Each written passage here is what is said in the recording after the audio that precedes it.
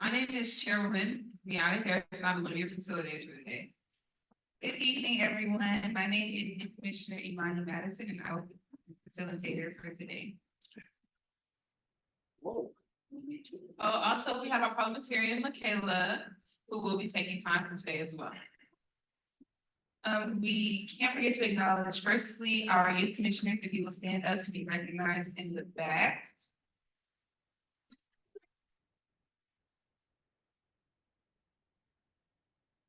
To acknowledge the Office of Youth Services staff who serve as the vessel of support for our youth commission. Ms. Nicole Horn of Erie, who is our administrator for the Office of Youth Services.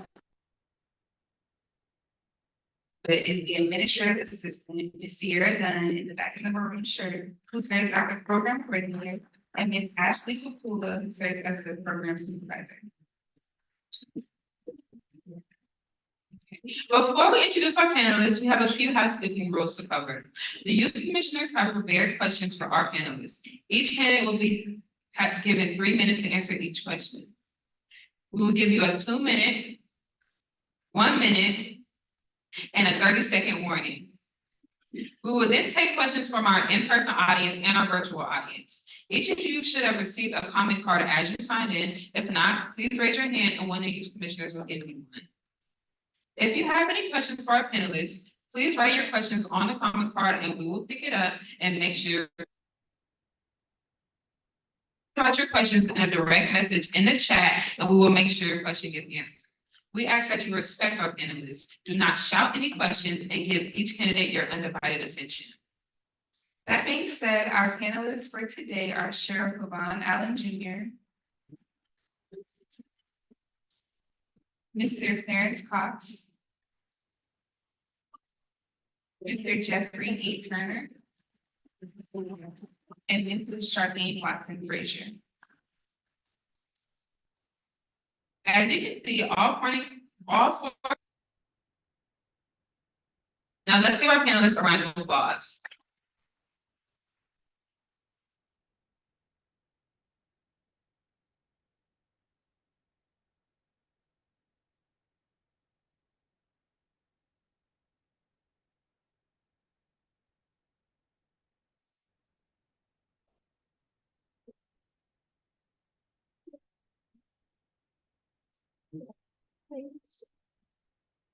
Is being kept up there as well. We will begin with our first question. Please introduce yourself and tell us why you're running for sheriff. We'll start with Mr. Levon. Yes. Yes. Yes. Okay. Yes, I'm Sheriff Levon Allen. I'm the sheriff of Clayton County, and I am running to keep my seat as sheriff of the county. I'm running because there's no one that cares for the county the way I care for the county. There's no one, no matter nights, weekends, days, holidays, that's going to go out and protect the citizens the way I am. I got a law enforcement to help people, not hurt people. And as me as your sheriff and keeping me in your shit, I need more time to clean up the streets of Clayton County of something that has been there way before me. And I ask for your time and your vote to do this. And I need 4 years to get it together. Next, Mr. Clarence Cox. Yeah, I want to thank the Youth Commission for hosting this event. I want to thank all my panelists for showing up. My name is Clarence Cox, born and raised in the city of Atlanta. I've had a long, extensive 39-year career in law enforcement. I've led the nation's largest African-American professional law enforcement organization. I've led several multi-jurisdictional drug task forces, including the drug task force here in Clayton County. I just recently retired from Fulton County, serving as the chief investigator for the Solicitor General's office, the largest Solicitor General's office in the Southeast United States, second to. I want to make a difference. I'm here because Clayton County deserves better. I'm here because we've got to stop the bleed. We've got to stop wasting taxpayer dollars, invite great businesses, and great communities to Clayton County. You know, you look around us, look at the communities around us, everybody's developing, you got five-star restaurants going in, you got hotels, you got major businesses. We've got to have good government in order to attract good businesses. If you want a better place to live, work, and play, then you will select Clarence Cox on April 29th when early voting starts. And if you don't make early voting, you got enough time to get back on May 21st, because we are not careful, Clayton County is going to be bankrupt with the frivolous lawsuits, the liabilities that we're receiving from what's going on in our jail. You know, while I hear the incumbent, Mr. Allen, talk about he cares, I don't doubt that. But you gotta, if you don't know what you don't know, you just don't know. And what we've got to do is get somebody who knows. He says he had 18 months. I don't agree with that because he was there with the past administration, so he saw how doors open and close. I was there in 1981 as the third Black deputy in the history of the sheriff's office. I know that we can be a professional organization. I know that we will be a professional organization when you select me as your next sheriff. Thank you so much. I look forward to any questions.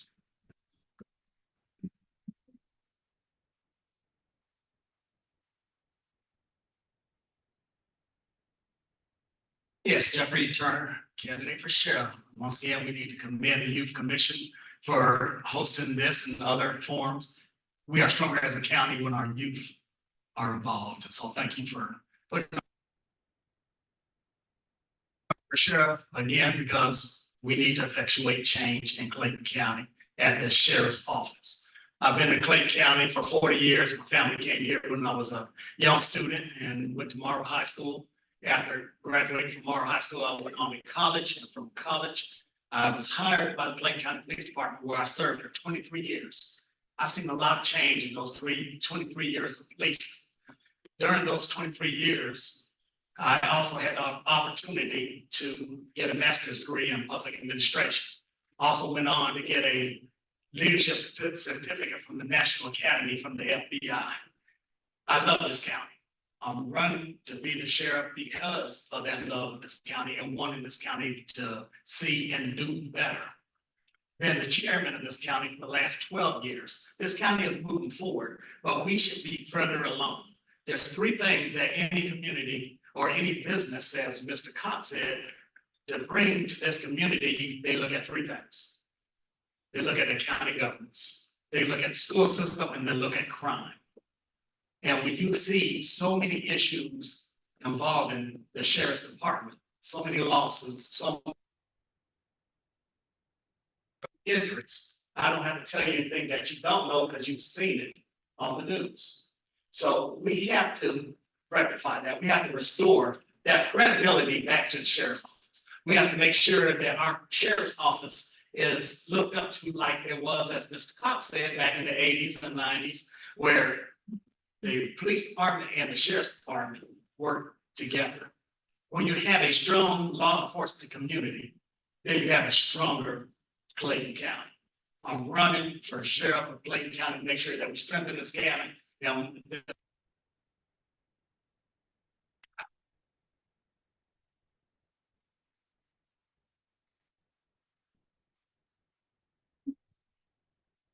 Hello, everyone. Thank you for coming out. I appreciate it. I just wish more would have came out. I'm Charlie Watson Cruz, and I am your better for candidate for sheriff. The reason why I won is because I had family who live here. We live here in this county. I had a 17-year-old just started driving. I had a 20-year-old who's been driving for 2 years, 26 and 30. They all drive these streets in Clayton County. I'm just like you. I'm a mother. I'm a grandmother. And I think that we deserve better as a citizen of Clayton County. I have a son who's 34, who graduated from Moneysville High School. Straight out of high school, he entered the military. He went to the Marines Corps, and he served all his time in Afghanistan. And while in Afghanistan, I got, things that go on in the military during wartime. When he came home, I didn't recognize my son at all. I didn't know who he was. Physically, I could, but mentally, I could not understand or see who my child was. He just wasn't there. Unfortunately, he was arrested by Clayton County Police Department and booked into the jail. Every time I see or hear that someone's been injured or murdered in the jail, I can't help but think that that could have been my child. That could have been your child. So I think we need to do better in doing what we are doing for the jail, securing the jail. But as I go back, I have over 30 years of public service. I have 24 years in law enforcement. I can't say that I led a department. I can't say I've been to the FBI Academy. But what I can say that I was never terminated from a job. I was never asked to leave a job. I left all my jobs in good standing. And what we need is someone who doesn't have a check and pass. We need someone who can stand before you and not misuse or do anything wrong with the county funds. We need to move forward. We've been stagnant for a while in Clayton County. We need to just move forward and stop being stagnant. I quote Deuteronomy 2:2. We've been around this now for way too long, Clayton County. It's time to move forward. We got to move forward.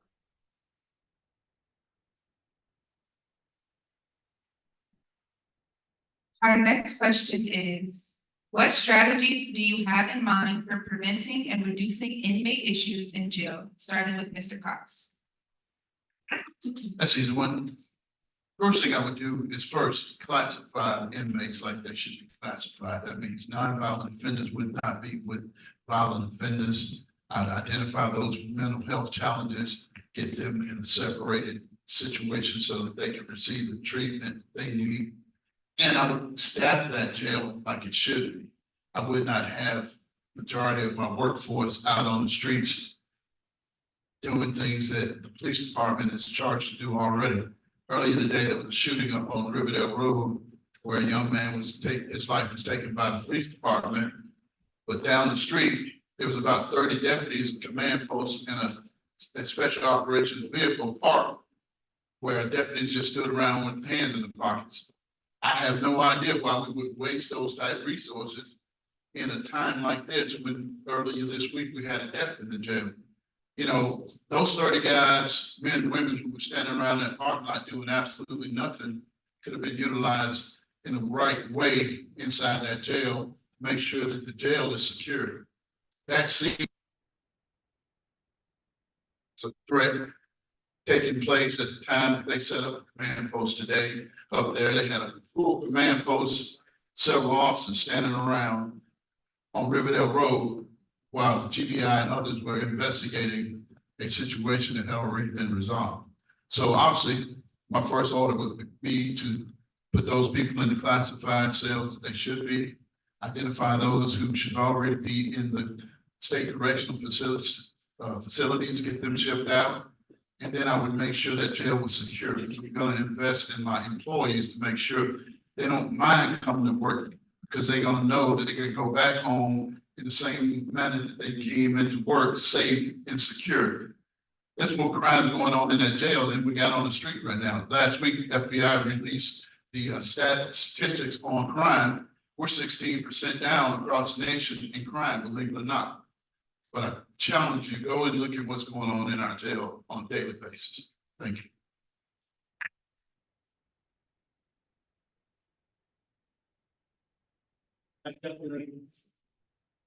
And I argue what Mr. Cox has said, true to form. But for me, my strategies are similar. We definitely need to make sure that we strategize with placing the right people in the right place with the right skill set, the staff, and make sure that they are properly trained to do their job. Once you properly train somebody, then there's no excuse for them not to know how to do their job or how to perform it well.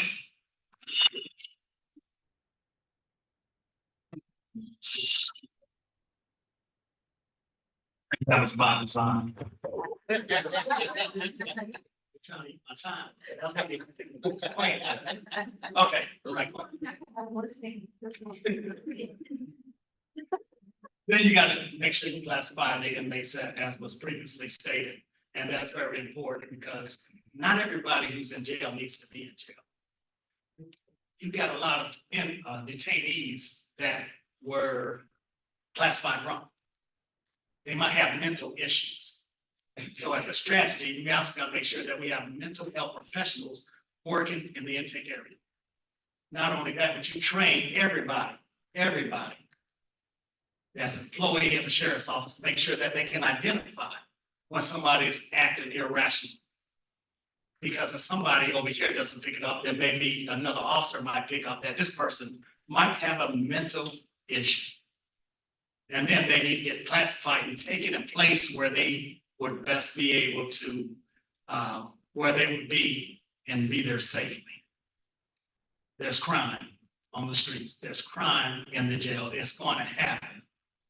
But you can mitigate what happens, how you react to it, and how to prevent it by having the correct measures in place, by addressing the issues. Don't turn a deaf ear to concerns and issues of loved ones and the inmates, the detainees themselves.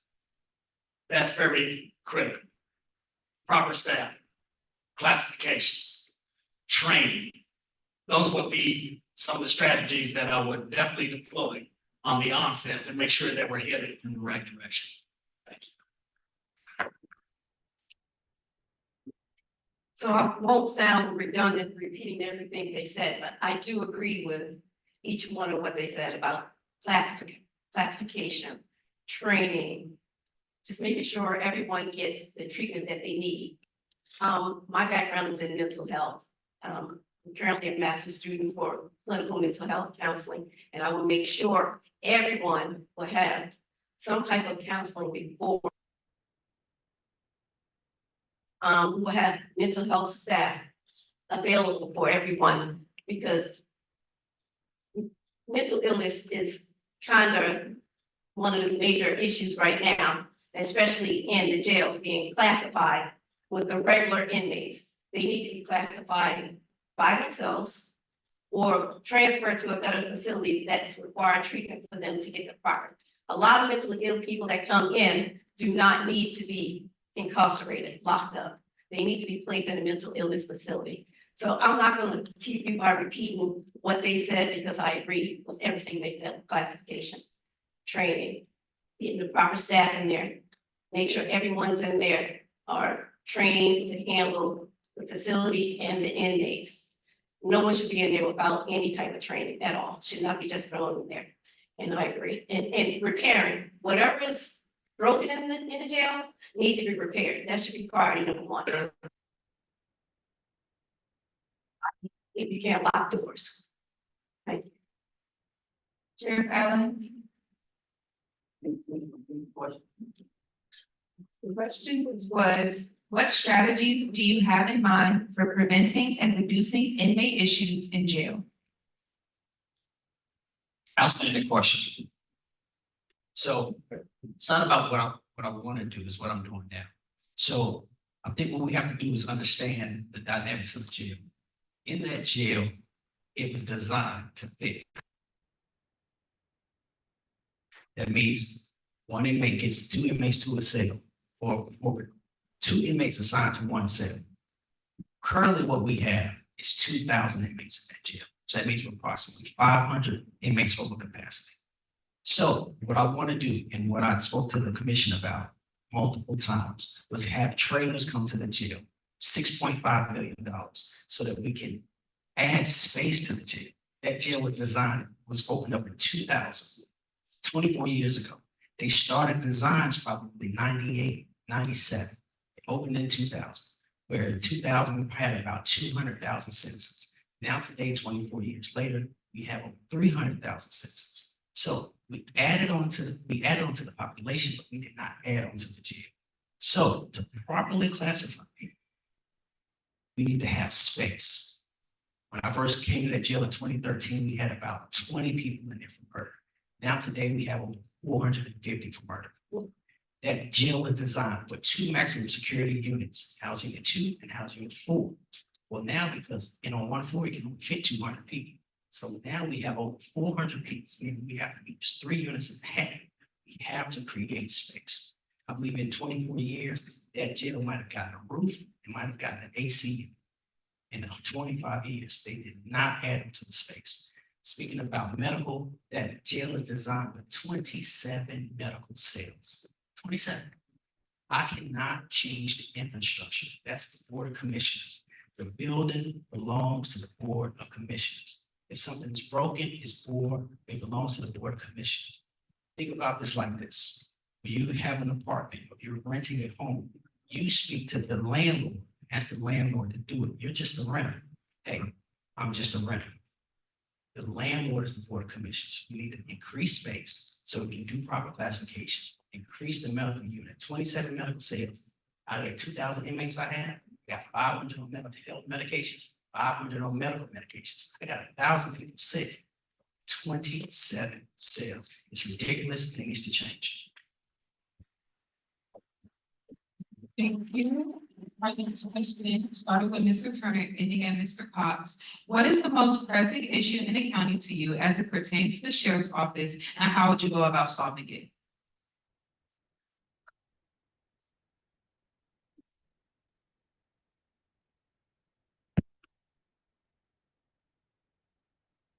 Is operations of the jail. As the chairman,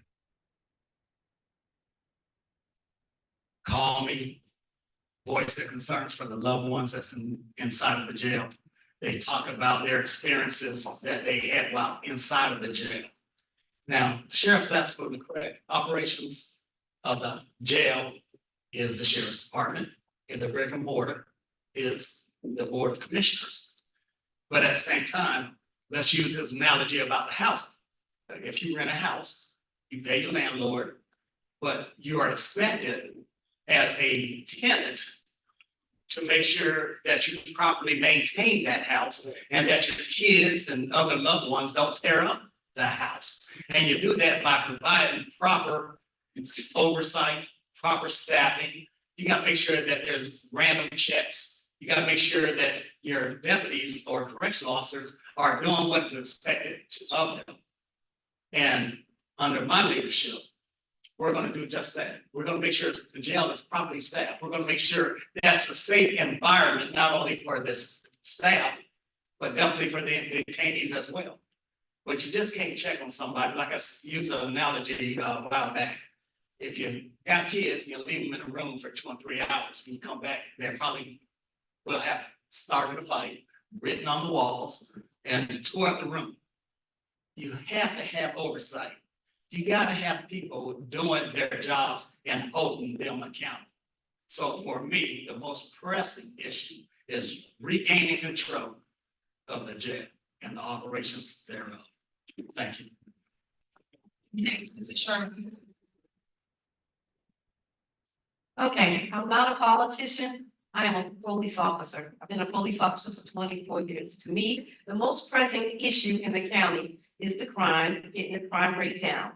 I know everything surrounds the jail, because you gotta put them in the jail, but I think right now, we have to think on the crime level here. And holding the facility accountable that can hold the criminals that the police officers and the deputies bring in. Of course, we're gonna talk about the jail. That's been all over the news, you know what's going on in the jail. But we need the support from our law enforcement, our local law enforcement, to get the crime rate down, because we all in this county together. We all have our family out here, so we have to protect each other and our homes and our property. So to me, the most pressing is the crime, and getting and collaborating with all your local other law enforcement to help reduce the crime rate. And we will tackle the issues with the jail, of course. That has to be done. And I'm not gonna be the dead horse about the jail, because we know what's going on there. But to me, we're gonna have to reduce the crime rate and make everyone's safety a priority also. Next, Sheriff Allen. The question is, what is the most pressing issue in the county to you as it pertains to the sheriff's office, and how would you go about solving it?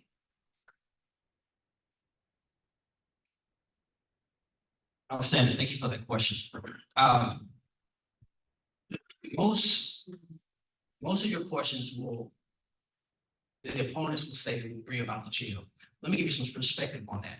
Let's use our neighboring county, Fulton County. In Fulton County, there are a minimum of approximately 7 jails that when someone's arrested, they go to. You got the main in College Park, you have the North Annex in Alpharetta. Each Point has a jail, and there's another jail that's in Fulton. So at minimum, you got 5 jails, and you got the city of Atlanta. Counts arrested, they can go to. Hey, what do we got in Clayton County? The Clayton County Jail. That's it. That's it. When Riverdale locks someone up, they come to my jail. Lovejoy, they come to my jail. Forest Park, they come to my jail. They don't pay me. They don't give me money. They don't do anything. And ultimately, if we keep packing the house, and we don't expand, we get nowhere. We get nowhere. So the most pressing issue now is you have to go back and reconstruct some MOUs with these cities. And you find out how can, when they arrest someone and we have hospital bills and we have different things in the jail, redo some contracts and redo some how things work and increase the space in the jail. And that's how we reduce it. That's the biggest problem. Lastly, Mr. Cox. My answer is the operations and the leadership of the whole entire sheriff's office. You know, we keep wasting resources, wasting money. We talk about the fact that the jail was built for 1,935 inmates, but it was also designed that 32 correctional officers or deputies would man that on 3 12-hour shifts. If you look back there, you got probably about a third of a shift standing on the wall. And so that's something about leadership, because when I'm sheriff, I won't bring a posse with me. I don't need a posse. And nothing against these young men and women, because I'm sure they're doing what they're told, because the environment down there is being led by intimidation rather than leadership. And as I told you earlier today, waste of resources that I see often, we've just got to stop. So my answer would be the culture of the sheriff's office. The culture. Me and Mr. Cox, one second. May we please be respectful? Thank you. The culture has to be changed. You know, there's a saying, speed of the law, speed of the troops. And when you inspect what you expect, you won't have a waste of taxpayer dollars in our county. Ladies and gentlemen, we can't keep playing with this. We can't keep voting for what's popular. Can't keep voting with, you know, because he wears nice clothes and I'm good with that. And let's be real clear. I'm not mad at the sheriff. I don't have anything against him. Apparently he don't have anything against me because he sent me a letter.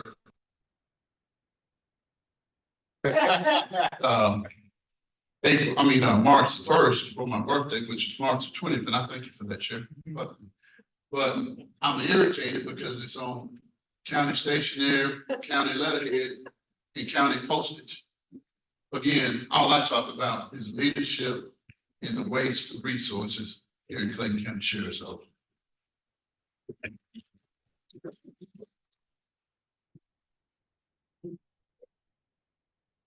Our next question is, can you describe your leadership style and how it aligns with the needs of the sheriff's office, starting with Mrs. Watson Frazier and ending with Mr. Turner? My leadership style will be, of course, you have to delegate, but I'm more of a person that the way that I carry myself and present myself to you will make you want to do the job for me and be there for me. My leadership is not authoritarian. I'm not authoritarian. I'm not going to tell you what to do. And I want you to know that you have free will. You can come, you can speak to me. I'm not to be afraid. You can smile. You can be happy and cheerful and jolly. I want the atmosphere to be light where you feel comfortable to come to work, where you're not dreading every day, am I going to get fired? What if this happened? I want where not every mistake determination of something you got to be disciplined for, more than like a training. Okay, maybe we need more training in that area. So that's where I would probably differ because just telling someone what to do and not giving instruction, you're looking for failure. So I will give training. I will be there more of to let you know when you're doing wrong, or we're going to train and correct what we have to correct. Not authoritarian at all. I am not a drill sergeant at all. Ellen? Thank you. Through my career in law enforcement, I think I was disciplined the most in probably the history of the sheriff's office. I was suspended almost 35 days. The way I lead is I want people to be afraid to make mistakes. And when they do make mistakes, not only do we do corrective action on it, but we explain to them why they made the mistake, or what took place to correct it better in the future. I also lead by example. I don't do anything that I don't ask my team to do. I've answered over 4,000 calls, self-initiated calls, since I've been here in the county. I'm there up at night, 3 a.m., 2 a.m. I answer my phone call. And so I tell my people, hey, call me and I can answer their phones. You should be able to answer the phones. I lead by example, and that's what I'm doing here at the sheriff's office. Thank you. Mr. Cox? Leadership is not for the faint of heart. And in order to lead, you gotta know what you're doing when you lead. You gotta understand that. Leading by intimidation is the biggest mistake that most leaders make today in any form of industry. And so what we've got to do is train our people and let them understand procedures and policies. And that's a big piece of what we're missing here.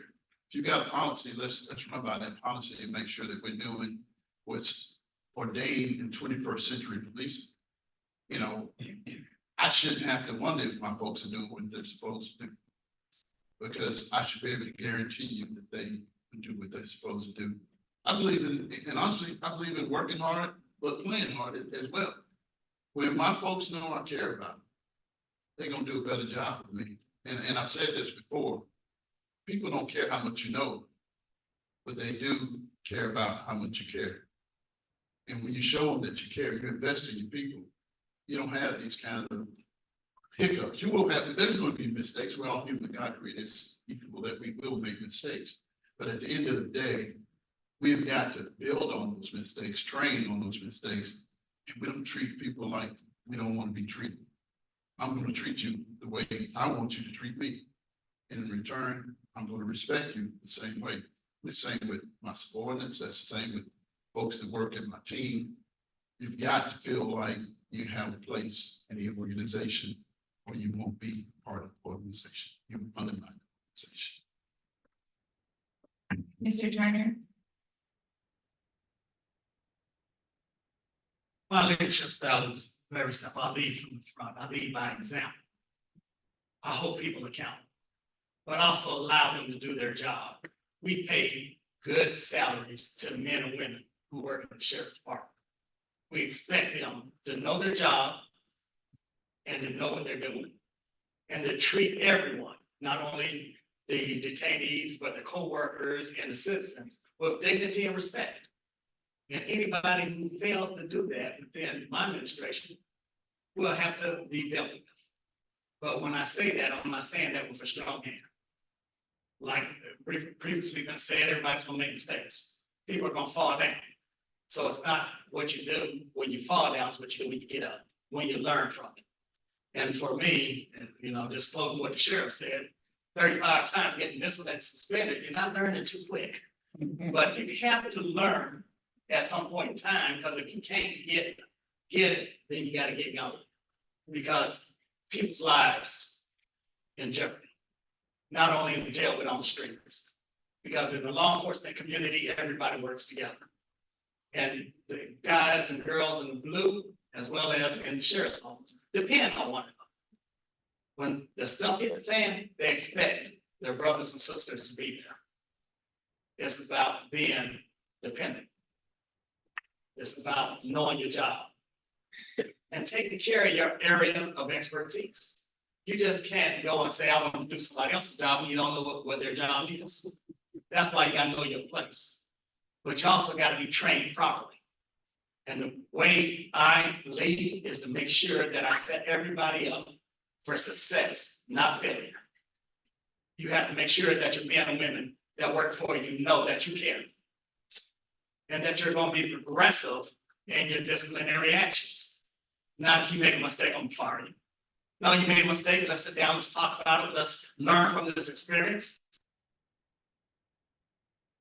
gonna be your job to lose. And if you fail to get it, then of course, we're gonna have to part ways. But at the end of the day, I'm gonna do everything within my power as the leader of that organization to make sure my men and women know I care, I'm there for them and their family, and that we're gonna do it all together. Thank you. All right, next question starts with Sheriff Levon. How do you plan to engage with and build trust within the community, especially with the youth?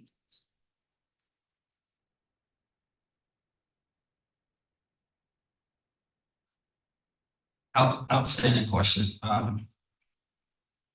Couple of things I've done since becoming sheriff is I really wanted to reach out to the youth and get with them and make sure that they're not left behind and ultimately know that they really can do anything that they set their minds to, because that is me. When I was elected sheriff last year, I was elected 35 years old, the youngest sheriff in Metro Atlanta history. And I didn't get there because all by myself, you know, I had the Lord to help me with it. And of course, there was a lot of people in the community that helped me. I had a village to help me get there. You know, everyone always says, hey, the children are the future, the children are the future. Okay, well, the future's here, you know, and where someone says, hey, I've been doing this 30 years, I've been doing this 40 years. Hey, what were you doing all that time? You know, I've only been doing this since 2010. 14 years. In 14 years, I saw something I wanted to go after and I got it. But I started just like you all are, as youth. Point South Elementary, Point South Middle, Riverdale High, Moneysville High. Moved out to Clayton County in 1996, I was in 3rd grade. And I want the youth to know they can do anything they can. So what I did, I go and I mentor some kids with the Second Chance program, juveniles. And I also started next week, any child that's suspended from school, their parents can bring them to the sheriff's office. I have plenty of things for them to do, plenty of mentoring for them to do. I really believe in you. I've been in trouble. I've been suspended. I've been kicked out of Clayton County schools. But that didn't stop me. When I got my GED, I joined the Army. I did something better for myself. Don't just say children are the future. Don't say you believe in the children. Believe in the children. Because if you do, none of these people who started in 1980 will be up here. They'll be backing me and supporting me and saying, hey, look at that child. Look at that young man. He made it. Y'all do anything. Mr. Cox?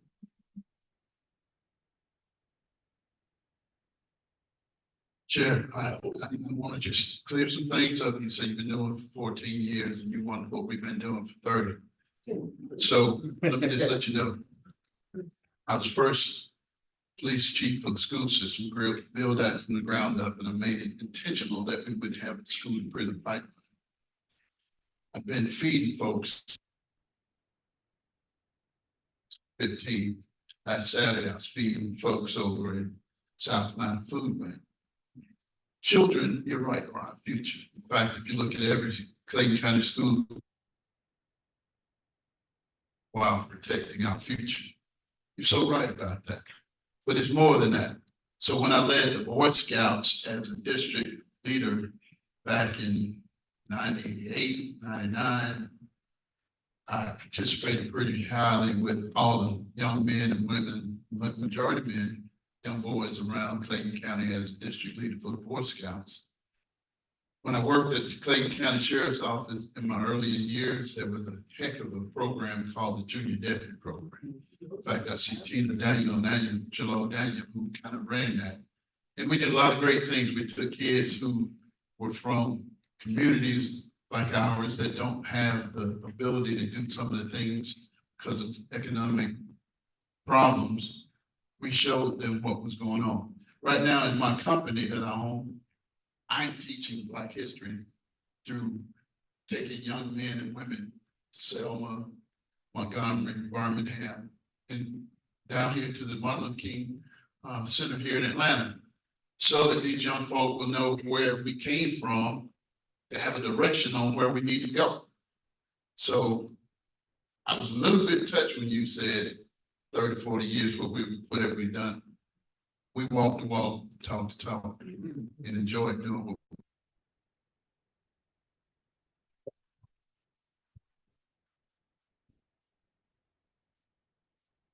So as police chief. County, I might add. I brought a community-oriented police into this community. As part of that initiative, I established the first Police Explorers unit. As the chairman of the last 12 years, I voted and continue to support the youth commissioners of Clayton County. Also, every year, my wife and I host a 5K run walk for the kids in Costa, our kids in foster care. For the last 14 years, we've been doing that, making sure that the kids who are in foster care and their advocates are provided with funds to make sure they advocate for our youth. The other half of that money, the proceeds that we get from the 5K, we give in the form of scholarships to the graduating seniors in the kinship care program. Those who grandmothers and grandparents are raising their grandkids. We have an affinity for our grandparents simply because they raised their kids, and now they find themselves, for whatever reason, raising their grandkids. So I burden, financial burden from those grandparents to give their graduating seniors who's going to college a scholarship so they can buy some books, clothes, or whatever they need as they attend college. We also hold a toy drive every year for the last 15 years. And we do that for the kids, once again, in our community as well as in foster care, to make sure that when they wake up on Christmas Day, that they have at least one toy underneath the tree. You ask me, do I support our youth? Beyond a shadow of a doubt, I support every last youth that's here in Clayton County and even beyond these borders. If there's a way I can help, if there's something I can apply. Involves two special groups for me, the youth and our seniors. We owe our seniors a debt of gratitude for laying the foundation for us to be sitting up here running for a sheriff's position in Clayton County. It didn't always happen. It was not always like this. Like I said, when I became the first African-American chief of police in Clayton County, that was almost 150, 100 and some years. That's something serious. We're progressive, we're moving forward. And make no mistake about it.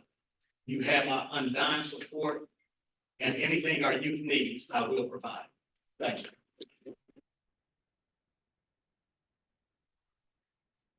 So I stay on topic. Can you repeat that question? How do you plan to engage with and build trust within the community, especially with the youth? How I plan to engage with the youth, I want to give the youth a voice, not just tell them what to do, but give them a voice. Let them lead initiatives.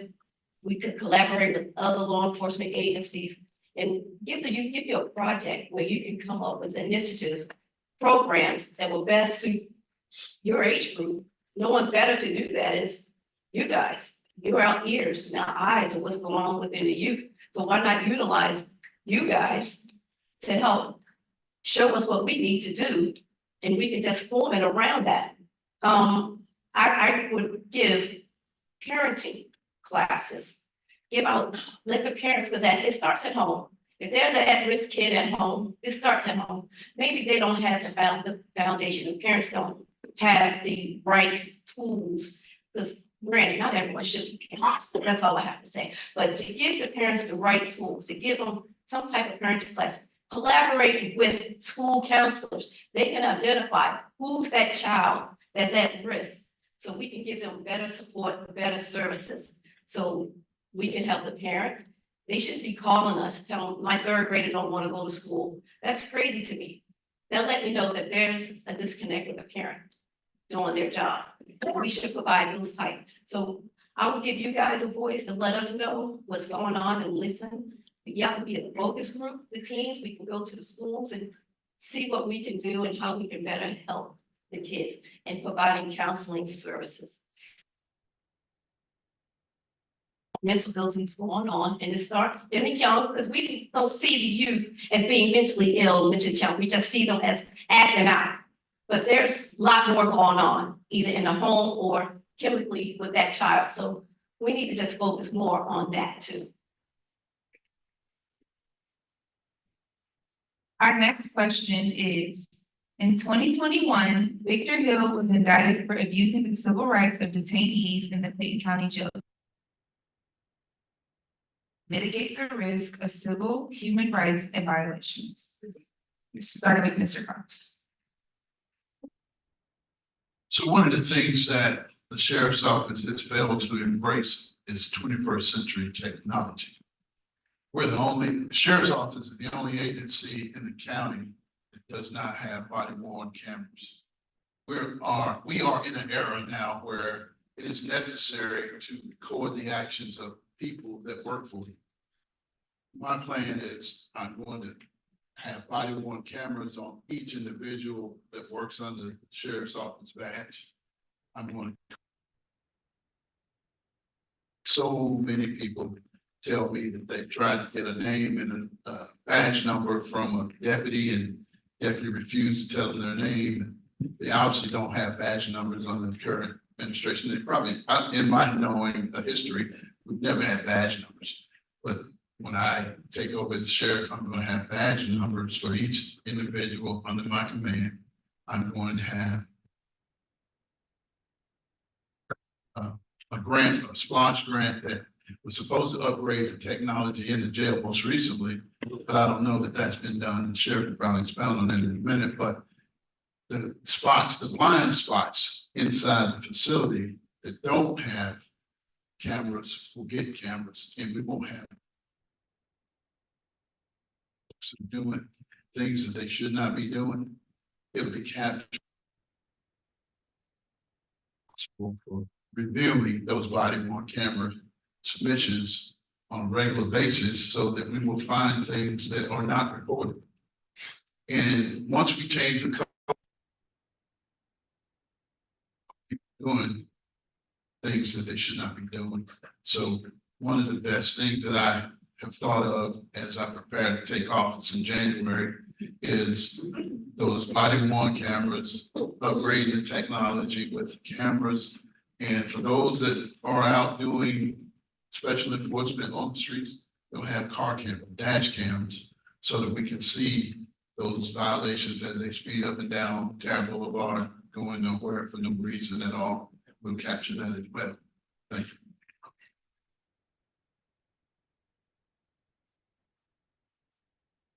We definitely have to upgrade the technology within the jail to modernize it. We all know that when people know that they're being watched or recorded, they act differently. So we definitely got to make sure that whether it's cameras in the facility or body cameras, you got to have it. But also, you got to make sure you have the issues. The question was about the chair and how you protect somebody's civil rights. You got to make sure that your people who work for you know what to do. Know that, be educated as to what the law is.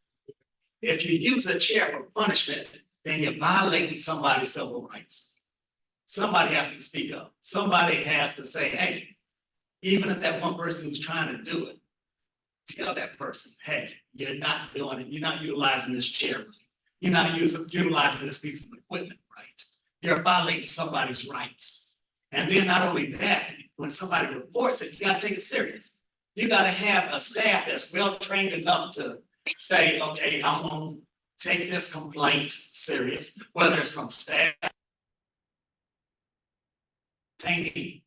And you must and should look into it and handle and act accordingly. Sometimes things are swept under the rug, and that's unacceptable.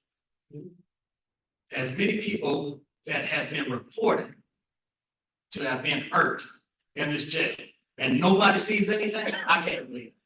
Somebody did not, when I say somebody, a staff member, probably have seen something and turned a blind eye. Under my, we all are human, right? But at the end of the day, one is investigated and found out that you have done something wrong, you will be held accountable. You will be held accountable because you're talking about people's lives. You're talking about somebody's baby that's a detainee. You're talking about somebody's husband, somebody's wife, nephew.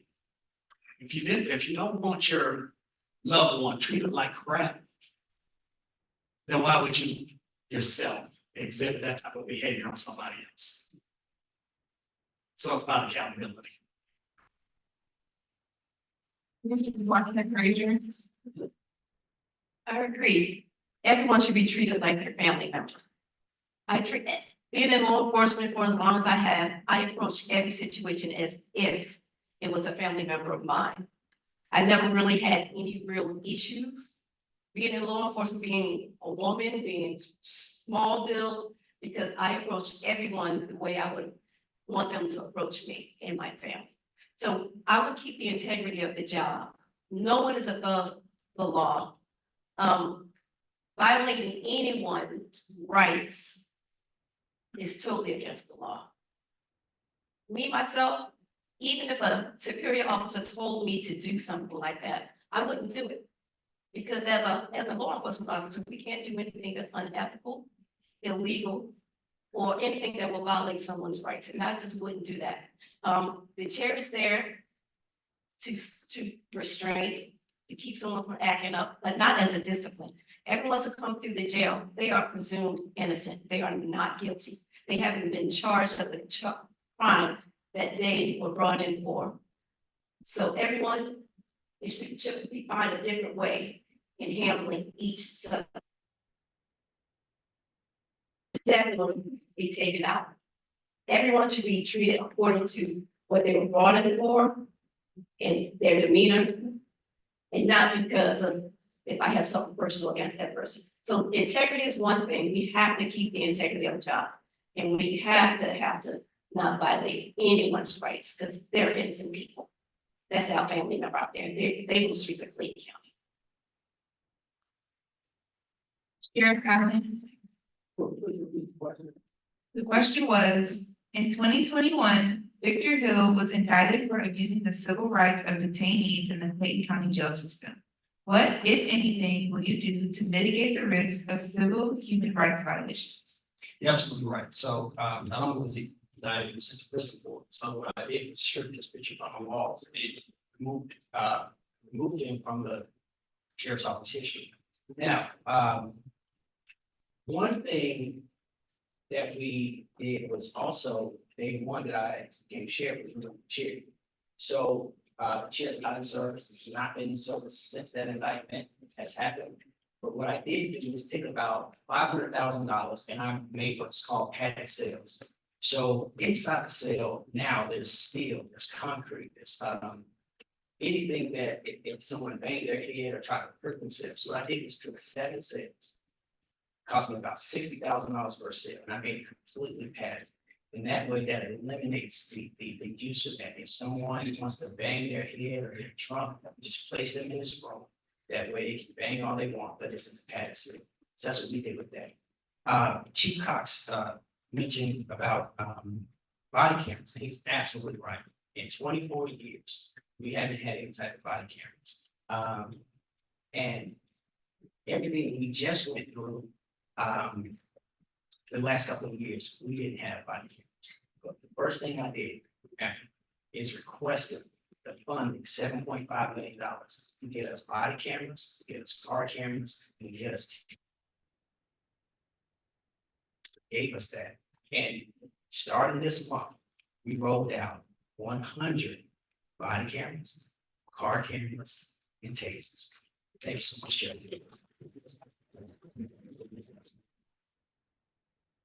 All right, next question is, how do you plan to spread the personnel, community policing initiatives and technological upgrades? Starting with Mr.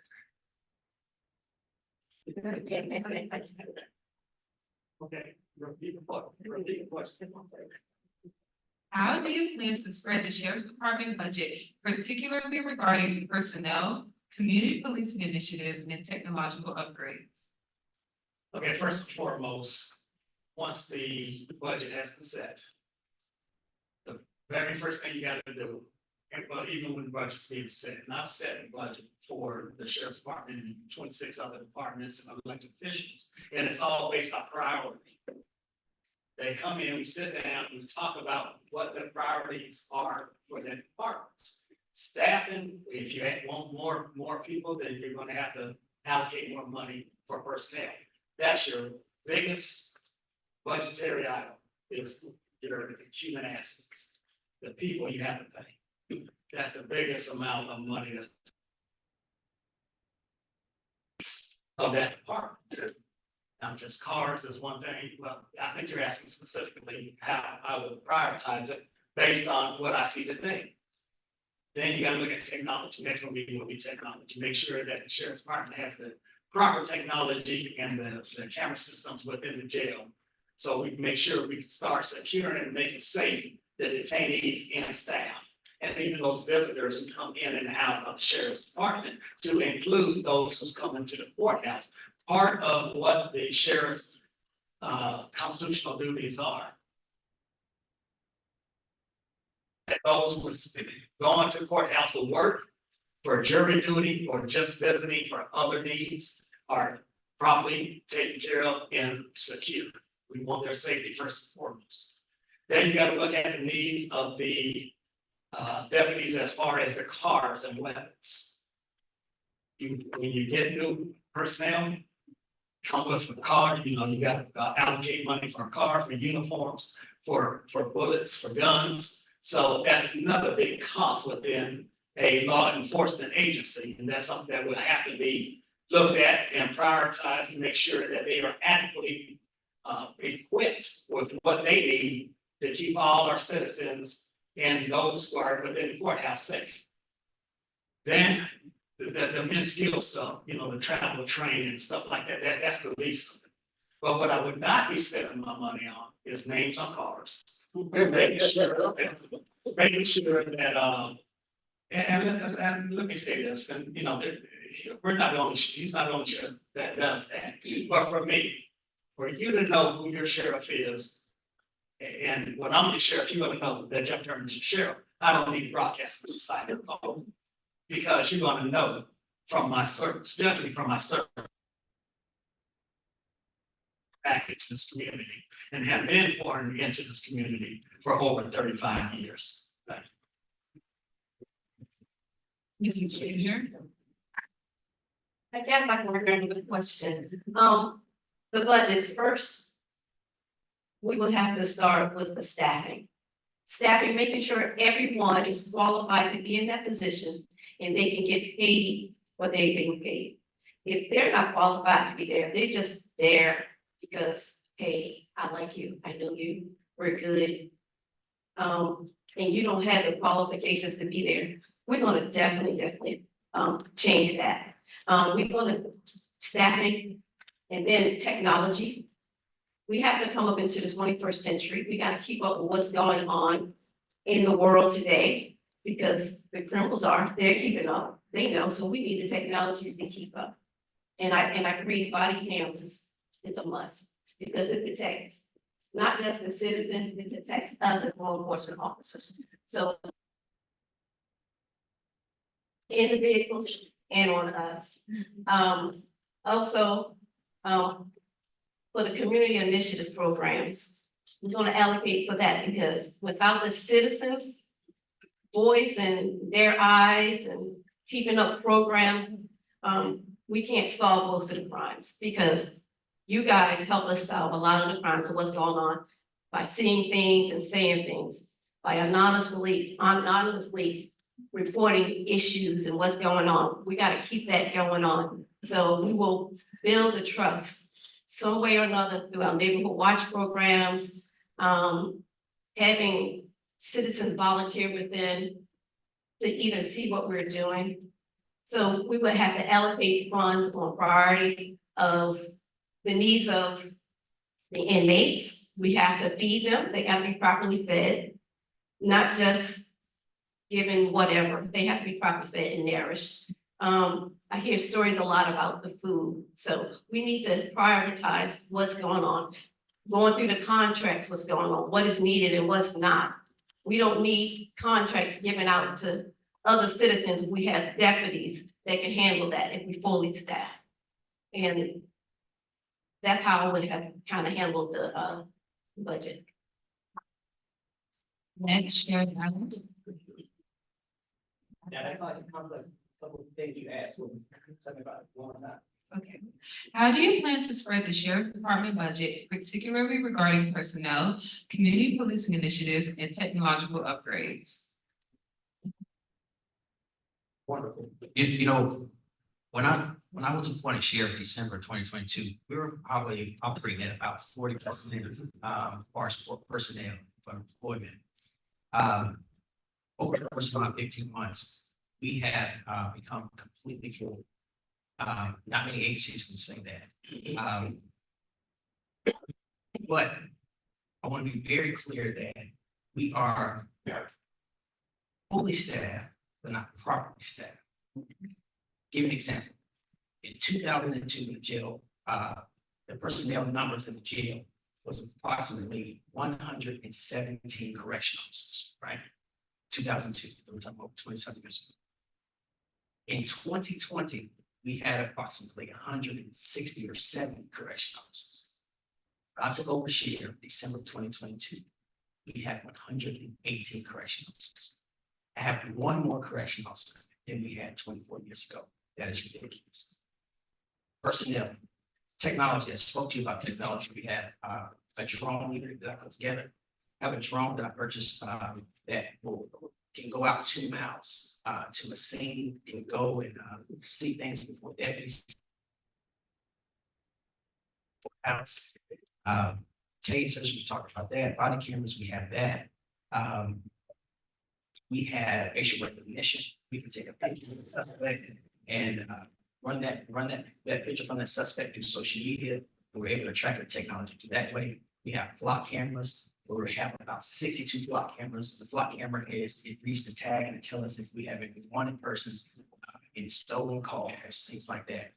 So far as the technology we're coming up on that cell, personnel, budgeting, we have to be properly budgeted. I think prior times people say, hey, do more with less. But what we need to do is get complete asks and make sure that the citizens are very clear on complete asks. And if it's denied, then we know why it's denied. But to just pinch pennies and do things where, you know, inmates weren't able to have whites underclothes, and I had to come in and beg for them to have underclothes. Proper washers and dryers was working, ice machines, just different things like that. Just get the whole ask me what you need, and then let the citizens determine if they want to do it, if they want to pay for whatever it is that you're asking. But don't pinch it and say, hey, look at it this way, take this out. Let it be known what the full ask is, and let the citizens decide. Lastly, Mr. Cox. Real quick, Sheriff, I thank you for your technology integration. And I ask that you at least consider putting Sheriff Hill's picture back on the wall. You remove the photo, but it won't remove the history. And I don't think it's fair because the guy was elected. And whether we like what he did or not, I just think we should owe that to any sheriff in this county. If we're gonna put one up, we put all of them up. Budget stuff is pretty simple, y'all. He said he had full staff, so in the next coming weeks, when we do open records, we won't find a lot of overtime. And yes, there's some catastrophic happenings, but Public-private partnerships, I think, would help us to take care of these young folk. We give a lot of tax breaks here in Clayton County to folks who bring businesses, these facilities, these factories that are coming, we give tax breaks. And under my administration, we're gonna go back and start talking to these folks who we've given these tax breaks to and have them invest in our community.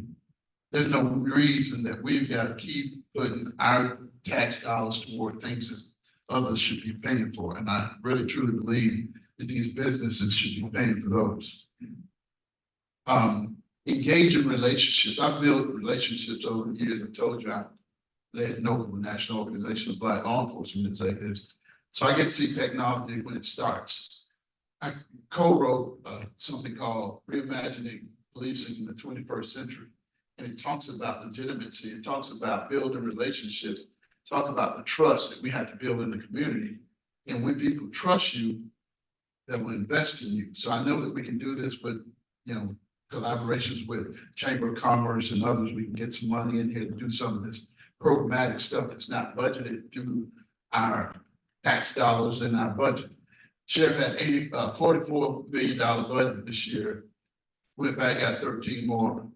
And when I look at the billboards on 75 talking about Nixon, I look at the 100 electrical cars that sit in the parking lot for $2 million. I'm concerned about the budget, just like you are, ladies and gentlemen. And when we talk about the budget and how we should spend it, prioritize the spending in the ways that we need things. When we need things, we should get what we need. And we could have a collaborative effort with our Board of Commissioners. And if we can justify the need, we should be able to get what it is that we do need. Thank you.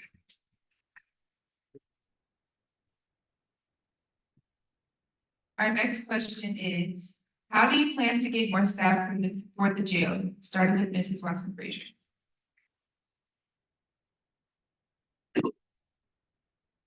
More staffing comes with a budgeting issue. We have to at least have a budget that will pay for more staff. You just can't throw people in there and they don't have the training, because you have to pay to get them trained. You just can't have them just hire anyone off the street. So it's going to take a budget to hire anyone that comes into the jail. So hiring more jailers will be key, number one, so we can kind of counteract the ratio between inmates and correctional officers, jailers, because you don't want the inmates to outnumber, which possibly is, but you want them to have the training where they can protect themselves, where they can at least have, where they know they have backup coming when things go awry.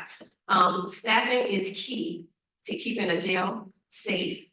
So you have to keep proper staffing at a certain level. Knowing how many people it will take, jails it will take to properly staff that place and the budget to sustain the staffing. So I would start there with the budget and getting proper staffing and the training for the more deputies in there. Also, we can get the deputies to work inside the jail to help along with the side of the jailers. Sheriff Allen? How do you plan to get more staff for the jail? Outstanding. Hey, y'all keep letting me get shots. I'm gonna have some all the time. So, real simple. The staffing, we're completely staffed. Completely staffed. Would you be clear with that? Granted, one or two that may resonate a day, but far as, so you understand, I'm allotted 118 correction officers. I have 115 that's full because one or two may resign or get terminated. But for the most part, we're 99% full. What we have to do is get properly staffed, and that comes with the board of commissioners allotting more spots and giving more funding for those positions. Give an example. Last year, I had about 60 deputies. 60 deputy sheriff's tools. I went to the board of commissioners, asked them to fund an additional 33, in which they did. Which took with 60 personnel to the deputies up. That's what we have to do. We have to look at what did we start with? When that jail, I mean, I just want to particularly talk about jail in 2000, what was the personnel numbers that we start with and where we are now? So across the board, I have a lot of 35 clerks. I got 35 clerks positions full. A lot of 35 specialists. I got 35 specialist positions full. Every position that I have is full. I just need more of those positions. That's all.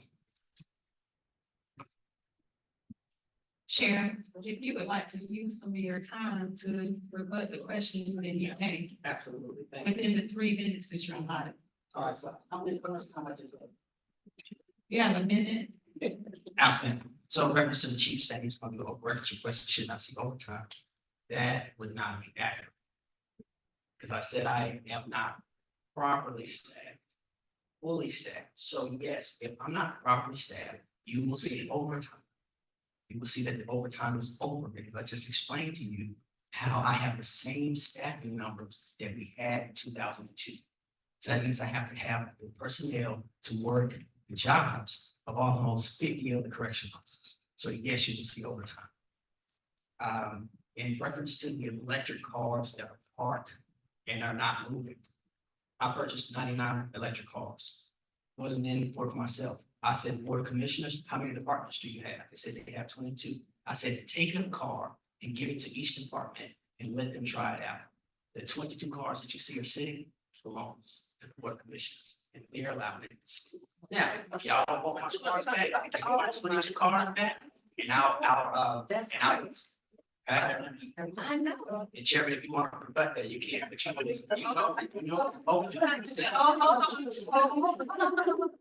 Because there is a question from the audience, since you brought the cards up. Of the cars. So, that was. He said 22, though, it's not a measure, he said 22. Okay, this question was directed to Sheriff Allen, but we'll open the floor for everybody to answer. Right. I'm confused because you answered repeat questions. I see it. It's all over the place. I got confused for the first time. No, you didn't. How do you plan to get more staff for the jail? Just told me that he's getting the staff, so I don't need to get any more. But what I do want to do is retain those that I have. And the way I'm planning on retaining those folks is to make them feel safe. If they feel safe and they feel like giving them the tools that they need to be successful, that will happen. We'll retain them. And as far as attracting new people to come, once we get the ship upright and sailing back down the road in the right direction, down the right direction, folks will come. You know, when I was at the sheriff's office years ago, we didn't have any problem hiring and retaining good folks because they wanted to be a part of a professional organization. They felt real good about that. And that's what I want to get back to. I don't want to have to go out here and, obviously across the country, public safety is having a hard time attracting folks to this profession because it's not even a good looking profession anymore for several reasons. And the pay has not been what it needs to be. My goal is to talk to the commissioners and work out a pay scale that would be equal to what we have in Metro Atlanta. Make sure that we can retain the brightest and best people that are subject matter experts to do the job. I mean, and that's pretty simple. Mr. Turner? Yes, so Mr. Cox, Board of Commissioners have looked at competitive compensation for our men and women in uniform. I believe we have even adjusted their pay the last three years straight, I believe. But in reference to the question, to have an adequate staff. At budget time, you have to come in knowing what to ask for and justify the reason therefore. Now, It's not, his staff is not proportionate. He has more deputies than he has correctional officers. But it doesn't help when you come to the Board of Commissioners and ask for additional officers, and we give you 33. But my question specifically to him was, if you have a shortage in the jail, why are you not asking for more correctional officers as opposed to deputy twos? And his response was, because he can use them in both respects. He can use a deputy sheriff as a correctional officer, but you cannot use, because they had the training, I guess, but you can't use the correctional officer as a deputy sheriff. So, yeah, we voted and gave you 33 deputies. But my thing is, if you have a shortage in the jail, then you get those 2 dozen that you got off the street that you said you were gonna use and put them in the jail, then minimize the overtime to make sure that you're able to, again, not go over your budget by 14 million. And then when you talk about the cars, yes, you did offer some of the cars to the departments, but when you ordered the cars, you did not discuss with the VOC, the infrastructure. We have no charging stations for vehicles. And that's gonna be at an additional cost. And, going back to the budget, now we're gonna have the budget have some additional items that we're gonna have to budget for. That, in my opinion, really wasn't called.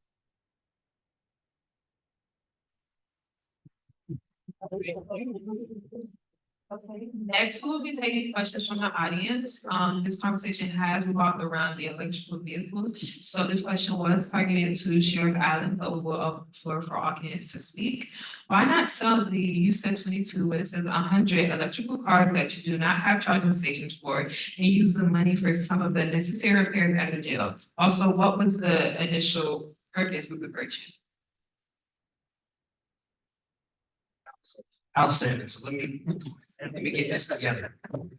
So back to the chairman's. That is almost how it went, but not totally accurate. The question he asked me was, I'm asking for 33 deputies. Why would I not be asking for 33 correctional officers? And my response to you was outstanding question. That would be my next ask. That's what I said. Play the tapes back. So I'll be asking for correction officers in the future. I said, but what I would like you to know is that the deputies was my first priority because the deputies are interchangeable. But I would use the 33 deputies to secure the courtrooms, serve the warrants, and get down the evictions. That is my response. Secondly, on the electric cars, he's right. I didn't consult the board of commissioners, so I didn't have to. Those incentive to bring correction officers and jail staff, which staffing to 100%. Now, I offered to give them the 22 cars. Today, Chairman, if you don't want the cars, sign the order, you can do it without the 3 votes and give me my 22 cars back. Because I have correction officers that want to use them. Right, because we've been using the other ones without it. If you don't need them, please tomorrow or the next Tuesday, give me my cars back. So to correction officers. So to answer the question, it was did as an incentive. I came up with correction officers. Correction officers don't get anything. Correction officers can't do part-time jobs. They can't have courtesy officer spots, but they stay free, and they can't get anything when it comes to other incentives. So what I did, I tried to find out how can I get this jail staff up. So what I did was went to an electric program and said, hey, I want to purchase 99 electric cars. Purchased cars, we got them in, and we offered them to our jail staff, which it skyrocketed the employment. And we are completely staffed. They're using them, they have no issues. And the electric cars, all thing they've been doing is changing the tires. But that's it. The cars that you see sitting, again, are the cars that I offered and said, hey, y'all want to try it out? Parts for Parks and Recs. And they said they wanted it. They didn't tell me, no, Sheriff, we don't have no infrastructure. But they said, sure, Sheriff, send it on. Send it over. That's what I did. If you're not using the cars and they've been parked for a year, give them back. Give them back. I won't get them today. Get the keys. I send somebody to get them back. Give me back.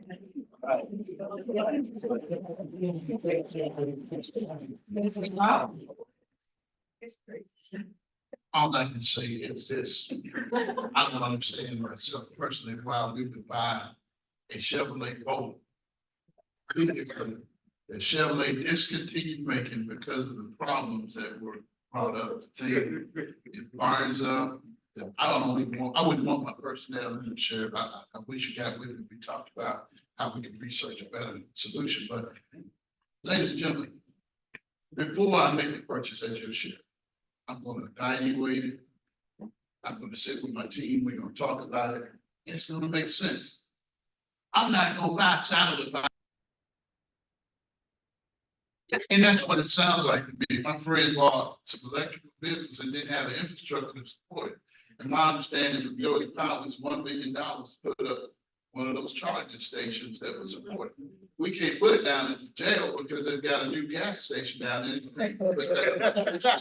Down there, and so I'm concerned. I'm concerned because when I saw one of those vehicles, Sheriff, the other night over in McDonough at Target, it had a family in it. And I don't know what the design for it was, but I don't understand how I would have to give a clerk or anybody a call. You know, if they were essential personnel and they had to travel back and forth on the emergency conditions, I can understand it. But I'm bothered when I go to Atlantic Station and I see a Clayton County employee, sheriff's patrol car working an extra job at the theater. I am bothered when I see on Spring Street in front of Georgia Tech a Clayton County deputy. Fulton County in a Clayton County patrol car. I just think we need to do a little bit better.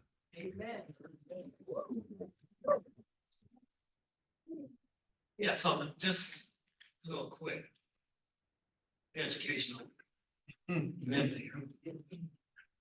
When you have cars, when you buy vehicles, the process is where they'll come into fleet maintenance and our fleet maintenance department. And then they will send them out to the respective departments. When you bought those vehicles, they came in to the jail. And when we asked our fleet maintenance department about whether or not they had knowledge of it, they were like, no, they were oblivious. They didn't know they were coming. And again, lack of communication in terms of whether or not they should comply with no infrastructure in place. So Sheriff Allen, please come get your cars. You can have keys. You can have keys. Because I'm a firm believer that we don't buy equipment to have equipment sitting around. That's taxpayers' money. If you're gonna buy something with a purpose, then you put that purpose into use, not be sitting behind the jail collecting dirt and pollen, because God knows it's probably all green right now. But we need, there has to be a practical application for these vehicles, and we need to make sure that the citizens' money is not being wasted. And I think in this respect, they have been wasted. It has been wasted to the tune of almost $2 million. And again, that's.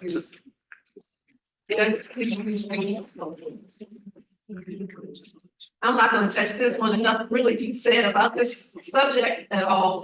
I am not gonna touch it. Electric cars, and I did, but I get it. Our next question is, what is your position on diversity, equity, and inclusion, specifically women, starting with Mr. Cox? That's not a problem for me. I've always had females and in my command or in and around my circle. And as I have developed a team that will take charge in January, we've included equity, inclusion, and diversity in all of that. I think everybody needs to see it and take it. There are some subject matter experts out there in this field that I have reached out to, and we're successful on May 21st. They've agreed to come be a part of a winning team. So you'll see that in my command. Mr. Turner? Absolutely, she's a strong proponent of all. You know, for you to have a very strong department or run the county or people in leadership, you have to have diversity. And just like we have strong men, we have strong women. And for me, it's about qualifications. I don't care if you're a woman, a man, black, white, purple. Then that is who and what I want on my team. And, you know, when you look at everything from policing to operations of the jail, the courthouse, everywhere else, you need to have people in place that look like citizens, that can relate to what the citizens are going through. And we know that mothers and fathers who work for us will have a little more empathy and sympathy for those who are detained or even out on the streets of Clayton County. But we have to look like our community. Our community. And we need to make sure that we employ those who are going to represent us and represent us well. Mrs. Watson Frazier? I believe in all. Everyone has a voice, male, female, or whatever you wish to be called. I believe that it takes all of us to do the job, not just one. And creating a safe space for everyone to feel comfortable come to work or come into the sheriff's office and feel comfortable knowing that they will not be judged or anything, any bias or anything. I believe everyone should be treated the same, no matter who you are, no matter. So if I got the question. Sheriff Allen? Yes, it's outstanding how that question came up. Yesterday, I was at a event put on by the Erie County Sheriff Reginald Scandrett, honoring women in leadership, and I spoke at that. And my mom was president there. My mom was a single mother who was a police officer, and I have the utmost respect for women, especially women in law enforcement. Out of my 613 employees, about 330 of them were women. Yeah. So I probably have more women than I have. So I have the utmost respect for women, and I believe they have a space in law enforcement. I have my chief of staff as a woman.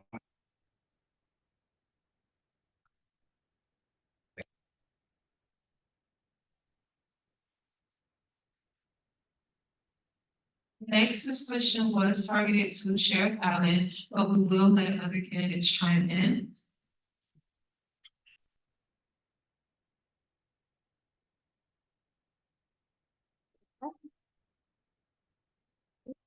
Okay, this question was targeted to Sheriff Allen, but if anybody else wants to chime in, feel free to do so. How many COs and deputies currently work with the sheriff? What is the backlog number of warrants, both criminal and civil?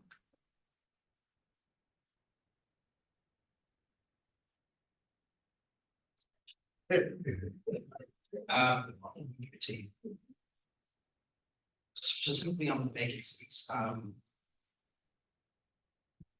the question was how many COs? Right, so currently we have 100. A lot, that's how many we can hire.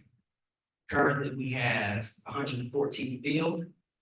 We have and 3 pending to start the next hiring cycle, which is Monday. Question was asked about deputies.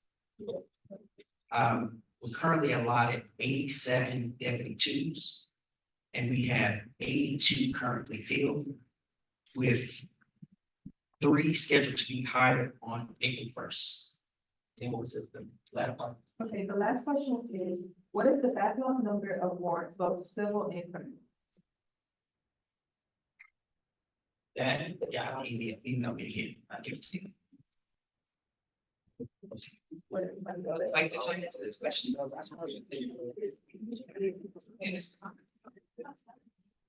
I can't tell you what he got, if he don't know if he got it. I get it, I understand, and I wouldn't expect him to know exactly what he got as far as warrants and civil papers, but,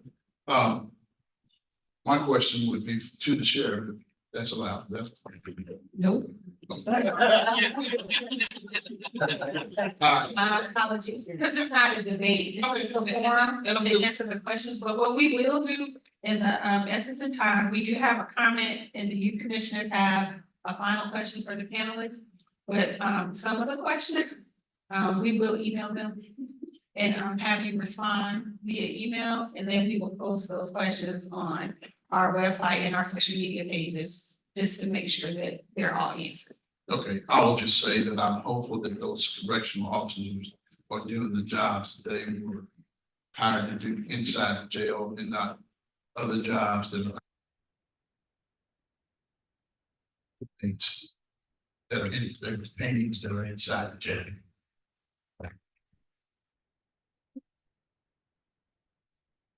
We have a comment from the audience that reads, the incoming sheriff should strongly consider reducing crime so there's less space required.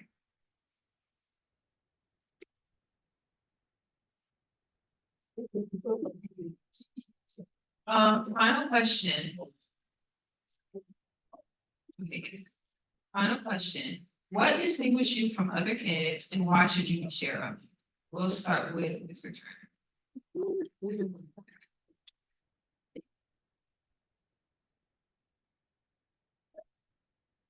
Why should I be sheriff? I'm the most qualified and I'm most qualified, I'm educated. I have proven my leadership. Been in this county for 40 years, with a local boy, with Morrow High School. Got a BS, a Bachelor of Science degree in criminal justice from University of West Georgia. Got a master's degree from the University of Columbus for public administration. Went to the FBI National Academy class 217. Was a police officer for 23 years. Last 3 of those years, I was the chief of police. I was the regional police academy director for our regional police academy for about a year. And then I taught college. I was the school chair of criminal justice for 2 years before running for chairman. Therefore, when I ran for chairman, I was thankfully elected by 70% of the citizens of Clayton County. Been chairman now for 12 years. I'm the only one that's up here that has set a multi-million-dollar budget and have done so for many, many years. I've ran the police department's budget and did not ever go over. I have had the ability to reduce crime in this community. I'm very engaged in Clayton County. Anybody who knows me, they see me around, they know who I am, and they know because of that love of this community, and I want to make a difference. If you want to be a public servant and you serve, you don't expect to be served. Right. You serve the community and you do it with integrity, professionalism, and with honor. I will bring all that to the Clayton County Sheriff's Department once I'm elected on May 21st. And if you want to know further, go to www.electjeffturner.com. Thank you. Right here. What separates me from my candidates, besides the obvious? Jeff Turner, I consider his wife a friend. And stand here and go against the person who signed my last paycheck. But I had to. I'm the only candidate who had to quit her job in order to run for sheriff. That shows my dedication that I'm up here running without a job. I don't have any financial backing at all, but I'm doing this because when God tells you to move, you gotta move. So I am moving on my faith, what's got me out here. I'm the only one on this board that I can say doesn't have a checkered past. I was never terminated, asked to resign, to leave a job. I left all my positions in good standing. I have I'm currently enrolled at Grand Canyon University in clinical mental health counseling with an emphasis on child and adolescents. Because I believe if we focus on the children then they won't be up in that jail. We give more services to the kids when they come up. We really don't have to deal with them. My next thing is, I know everybody had kids out here. I had kids, I had young kids, I'm a grandmother. My needs for this county is family-based. Family-based on the safety of our kids, that they can go out in the streets and be safe. Family value for the parents, giving them resources to help them out. I want the seniors to feel comfortable in Walmart and not being assaulted. My focus is on crime prevention, and I will get out in the community, because I'm a community person, and go out and teach and show people how to protect themselves and their family. We all have our diverse background. I can't say I went to the FBI Academy, that I led a major department, but I can say that I have 24 years of law enforcement experience. 7 years in Baltimore City as a Baltimore City police officer, 5 years in DeKalb County as a police officer, and the rest of my service has been here in Clayton County. I bring my diverse training and skills here, where things had already happened in Baltimore. I see or have seen it come here to Clayton, so I can foresee some of the things and be proactive instead of being reactive. Next, Sheriff Allen.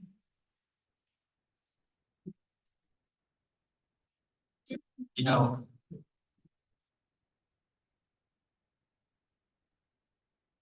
I said, if they're the only this, the only that, the only whatnot. I'm the only person up here that's been sheriff. You know, we gotta get out of the clouds, you know, we gotta get out of the clouds, meaning. I travel the same streets everyone else travels. You know, when you go to our neighboring counties and you see graffiti, you see trash, and you see people hanging out in the street corners. When you see jails that are falling apart, one county, a couple of counties down, just a hole in the wall. Inmate just escaped out of the hole out of the wall. You have to get someone in place that they're just gonna do it. Stop the red tape. I remember when I first got in office, to get a car, it took 7 months just to buy a car. It's ridiculous. I went to the board and asked for an emergency, $3 million to pay for toilets. We just got a year and a half later, just got the toilets replaced. It took 1 year to put in 62 toilets. I mean, stuff is ridiculous. So you need someone in place that's gonna go and make sure stuff is being done and speed up the process of what's being done. Should be no reason that I'm just now purchasing a wash and dry for $300,000. That's the first dryer that's ever been put in a facility for 25 years. There should be no reason that I'm replacing toilets that's been there for so many years. You know, graffiti, I see graffiti up on the wall. The moment I see graffiti, I go up there and take it down, but I take it down myself. I'll make sure the inmates take it down, because we're not gonna do that here. The moment I see somebody went off the corner, I don't just call it in. I stop, I tell them, hey, you can't do that. You can't do this. This is not allowed in Clayton County. We need someone that's gonna go there and just get it done. Just get it done. See drug houses, it don't take 6 months to do an operation for it. Now he can't sell drugs, the person can't sell drugs. Now nothing happens. Citizens call me all the time and tell me, stop doing stuff to take the time. It don't take 40 years to become a sheriff. 50, well, I'm said 1979, you can't do it. Let's stop. It doesn't come on. It doesn't take that much time. Just get it done. Mr. Collins. You almost made me cry. Ladies and gentlemen, I'm not a politician, I'm a lawman. And I'm gonna tell you straight. Child, you came in, you were part of that administration, and you should have been able to do some of the things you're trying about right now. And I get it. Yes. You weren't in control, so I'm giving you a lot of credit tonight, but my point in this matter, folks, is you need somebody who has done this job before, somebody who's been in the sheriff's office. It's different between being a police officer and a deputy sheriff. The duties are different. I've done that a lot. And as I look at our county and look at where we are compared to the counties that surround us, we need help. We need help right now. We can't keep experimenting. We can't keep going out, trying to figure it out after it's occurred. You know, I would never bought 100 cars and not had an infrastructure to put that together. So what I'm telling you, ladies and gentlemen, it's time for us to wake up. It's time for us to make the right choices. You know, most of us have associated with each other before, and it's, you know, this is business, this ain't personal. I don't have anything against anybody on this stage. I'm serious about the business of people. And I'm not gonna tell you what I'm gonna do, I'm gonna tell you what we're gonna do together. Because that's the only way it's gonna happen. Can't do this by myself. I've got a great staff on standing by, on deck, ready to go to work. And some of them might be in this room. But you got to understand that none of us can do that without each one of you. You got to start hearing about what goes on in your community. No matter what I do, you got to be a part of that.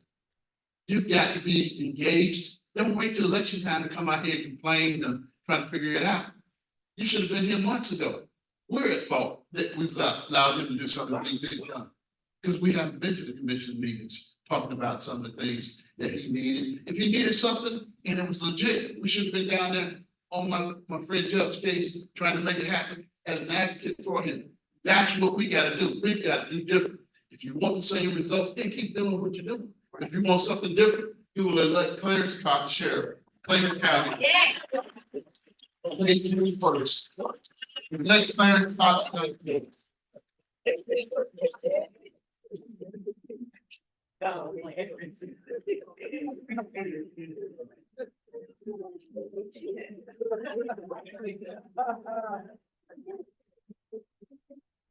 At this moment, we are out of time for further questions, but your questions are important to us. We will provide you with the Office of Youth Services email, and we will send the candidates all further questions. Lane County Youth Commission would like to thank our panelists for participating in our Meet the Candidates Forum. We will also like to thank our in-person audience and our virtual audience for attending as well. Everyone, give yourselves a round of applause. On our social media sites for any of our upcoming events, you can follow us on Facebook, Instagram, and Twitter. We will now turn it over to our staff for final remarks.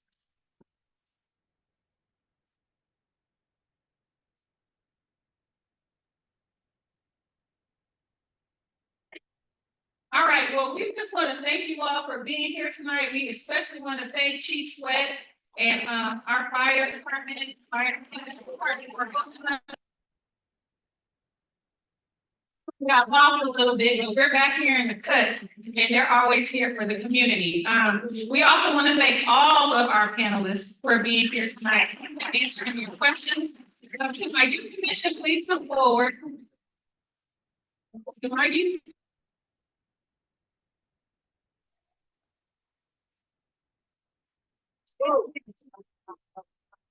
I just want to say that I am so proud of this group of young people. Their term is going to end next month, but they have done a yeoman's job for the citizens of Clayton County as well as the kids.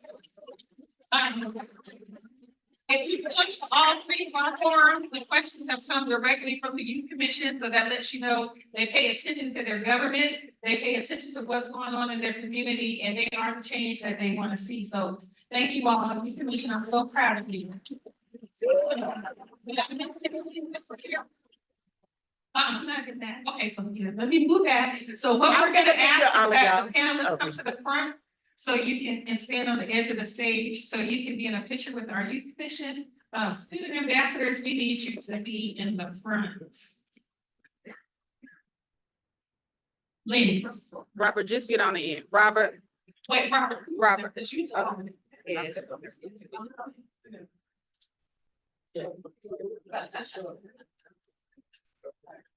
All right, everyone look at me. 1, 2. Eat John's Creek.